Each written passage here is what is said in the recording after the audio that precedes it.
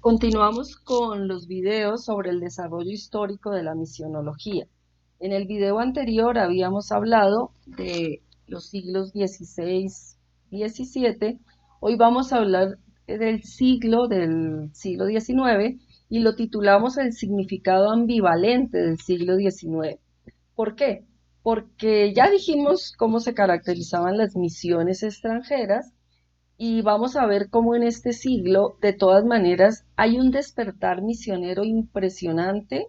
La mayoría de comunidades misioneras surgen en el siglo XIX, eh, intentan responder a los desafíos que van surgiendo en este siglo, pero por supuesto todavía se mantiene la teología de la misión de la que hablamos en el video pasado, y entonces por eso es ambivalente. Aunque haya tanto resurgir misionero, tantas vidas entregadas, la teología de la misión que están manejando todavía sigue siendo un poco, pues con certeza, pre-Vaticano II, pero digamos que con una concepción que hoy en día tenemos más claro que habría que cambiar. Entonces, en una primera instancia, sin lugar a dudas, la teología y la reflexión cambió con todo el iluminismo, la Revolución Francesa, el Imperio Napoleónico, o sea, de todas maneras, el desarrollo de la ciencia, el progreso, la razón, cambió la manera de entender el mundo, entender la realidad, entender la teología, y a todo esto no es ajeno la reflexión de la misionología. Por eso, pues de todas formas los papas se dan cuenta que tiene que haber una renovación misionera, y esto se junta con el despertar de las vocaciones y de todo este nacimiento de institutos misioneros en ese siglo, como lo acabé de decir. Características de la misión en esta época. Entonces, miren que ya empieza a haber como una preocupación, o sea, la misión ya no solamente es bautizar y enseñar la doctrina, sino que ya empieza a haber claridad que implica también una liberación de los esclavos y un preocuparse por defender su dignidad. Hay planteamientos de largo alcance con programas globales que eliminan iniciativas particulares aisladas, o sea, ya se empieza a crear un poquito más coordinación dentro de la iglesia, se empieza a hablar del protagonismo de los nativos y de la encarnación en la cultura local. Por ejemplo, Daniel Comboni, que es el fundador de los combonianos, entonces tal vez como que su mayor luz es África por medio de los africanos, o sea, él quiere realmente hacer la misión en África, pero para que sean los mismos africanos los que se encarguen de llevar adelante pues el proyecto cristiano. La mayoría de fundadores tal vez en esa época intentan, o sea, ya son mucho más conscientes de que a quien van a evangelizar no es un simple objeto que le van a bautizar y enseñar, sino que también es un sujeto que puede asumir esta experiencia de fe y vivirla y luego ser también testigo y evangelizador.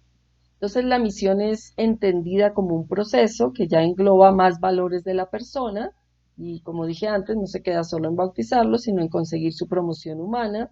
Es importante todo el surgimiento de congregaciones femeninas misioneras, donde buscar la dignidad de la mujer y liberarlas de tantas esclavitudes que siempre se han vivido a lo largo de la historia, formaba parte de esta promoción de la mujer, lógicamente con unas categorías que no son las de hoy, ¿no? Promoción de la mujer en ese momento, pues sí, es hacerla respetar, pero de alguna manera es enseñarle las labores propias que toda mujer debía desempeñar. Adquiere gran relieve la formación del clero indígena, para que las iglesias pues no dependan solo de Europa, y la congregación de propaganda FIDE, que ya habíamos visto que se había creado, pues de alguna forma empieza a tener unas propuestas osadas, como por ejemplo que haya una liturgia nacional china y un episcopado autóctono en China, pues por las dificultades tanto geográficas como de política de ese país.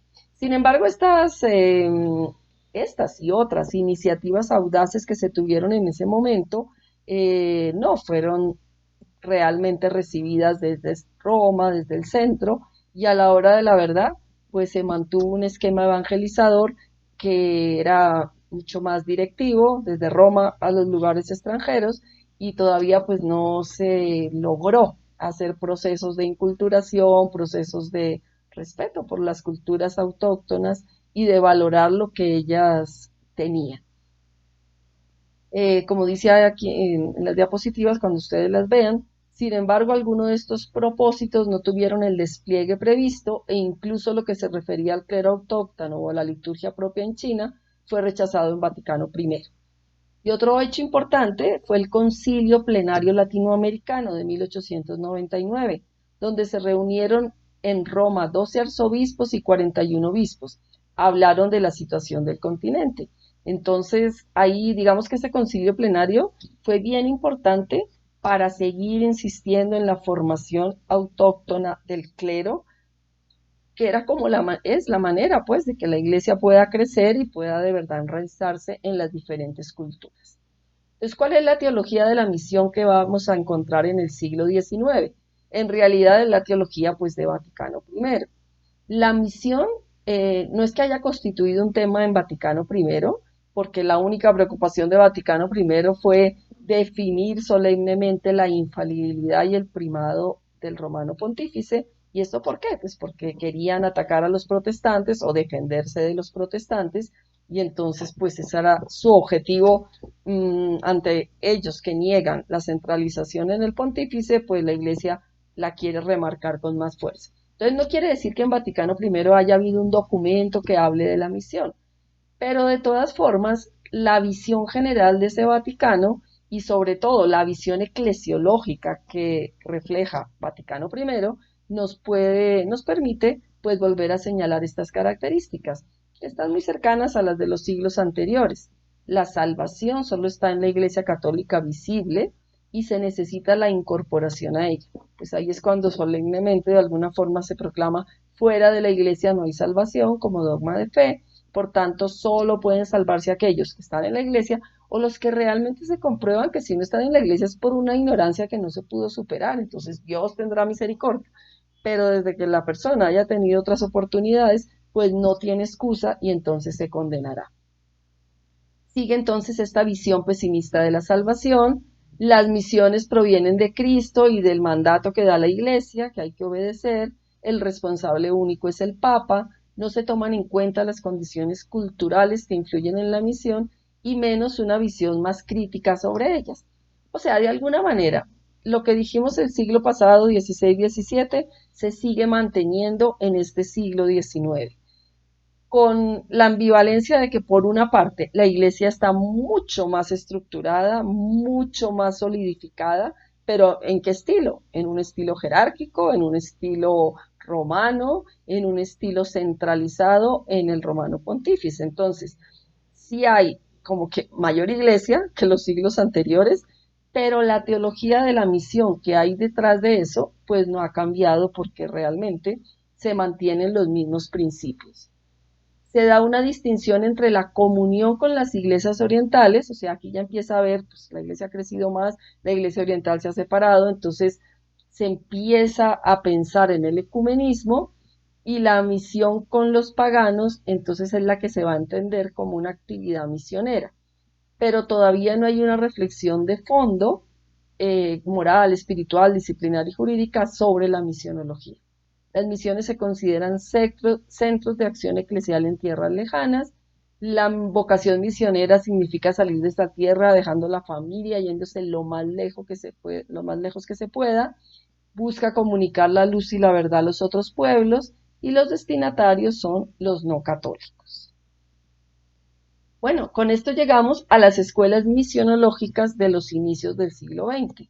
Entonces, lo vamos a hacer más breve porque ustedes tienen las diapositivas, pero podemos señalar 4 escuelas del siglo XX que son las que van a, de alguna manera, preparar Vaticano II, de alguna forma es lo que va a llegar a Vaticano II y es lo que realmente se va a renovar y luego pues veremos ya en el desarrollo de nuestro curso más adelante cuáles son los desafíos que se derivan de la misionología en el contexto post-Vaticano II.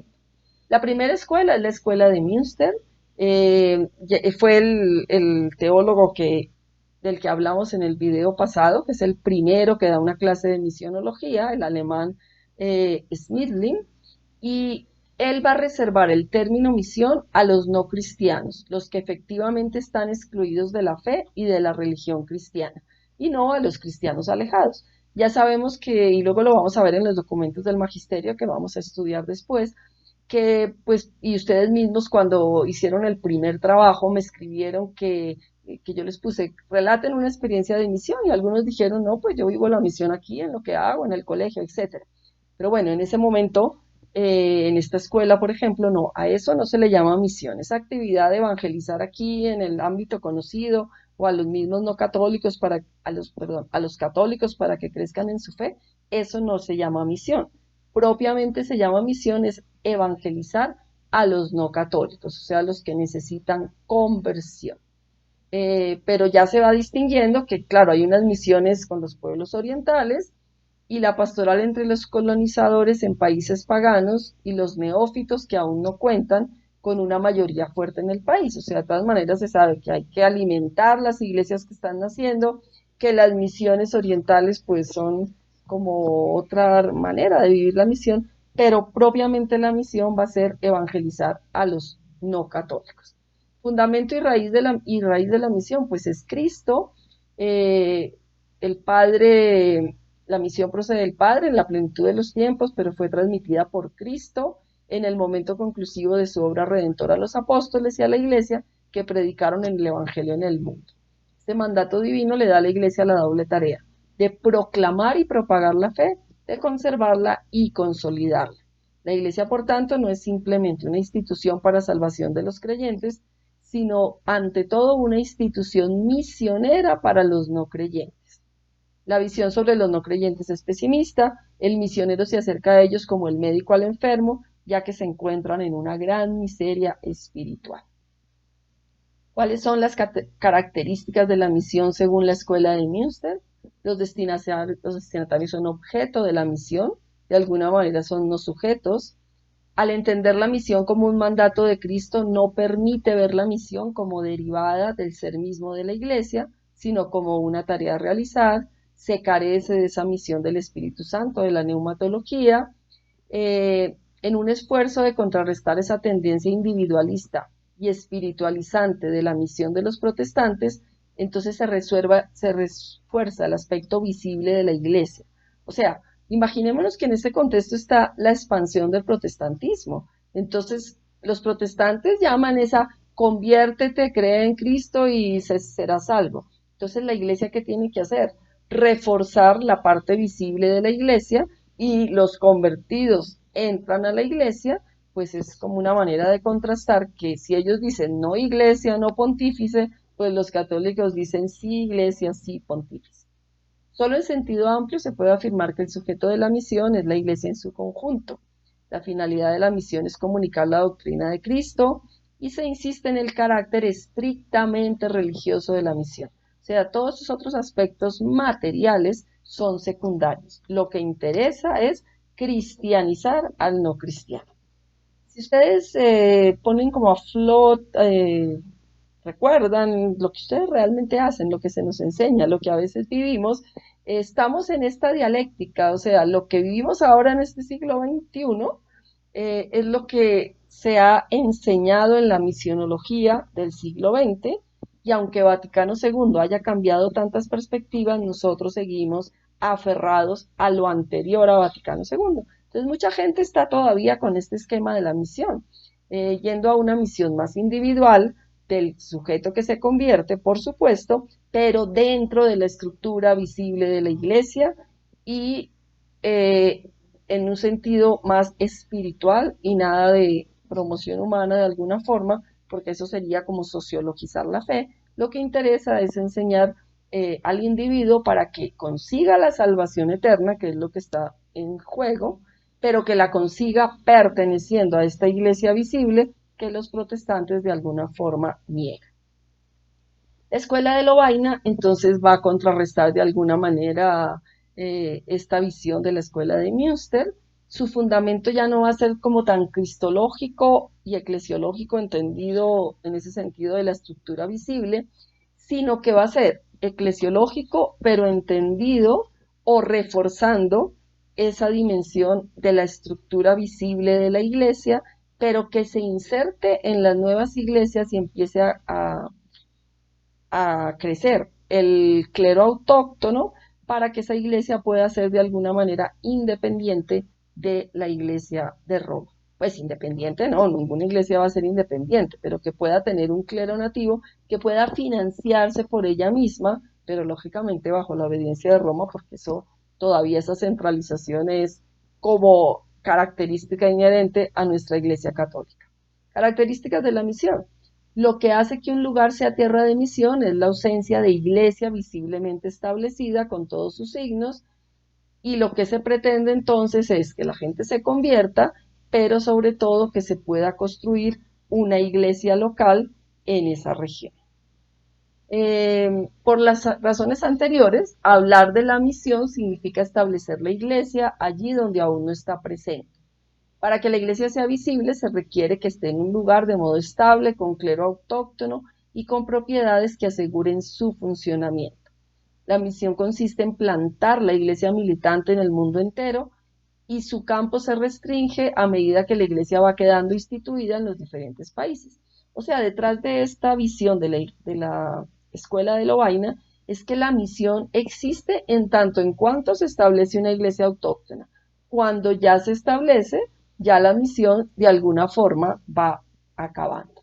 Entonces miren que aquí ni hay la experiencia de que la iglesia es misionera en su naturaleza, ni que el Espíritu Santo es el que sigue animando la misión, sino que si la iglesia de Münster pone énfasis en la conversión del individuo y de que tiene que pertenecer a la iglesia, la escuela de Lovaina va a poner énfasis en que la iglesia tiene que asentarse en los territorios de misión, llegar a ser una iglesia autóctona, y en esa medida pues ya la misión no hace falta realizarla más. La escuela española pues va a intentar como hacer un equilibrio entre estas dos posturas, y eso lo va a hacer invocando el símbolo del cuerpo de Cristo. Con esa imagen intenta integrar la plantación de la iglesia y la conversión personal. La fuerza misteriosa y el principio vital de este proceso misionero es el Espíritu Santo, pero eso no cambia en la práctica que el envío sea presentado en la sucesión Padre, Hijo, Apóstoles o concentrada en el Papa. O sea, en el fondo, ninguna de estas escuelas todavía da pasos significativos, y solo será Vaticano II el que realmente dé un paso mucho más allá. Pero todo esto son avances porque es una reflexión misionológica que antes no existía. Las características de la misión según la escuela española: la teología expansionista comprende una dinámica. Primero, una necesidad vital de expansión a destra, llevarlo hacia los infieles. Segundo, una función también vital, asimilativa ad intra, incorporación a la iglesia por el bautismo y plantar la iglesia en esa realidad. Y ambas son propiedades de la iglesia en cuanto cuerpo místico de Cristo.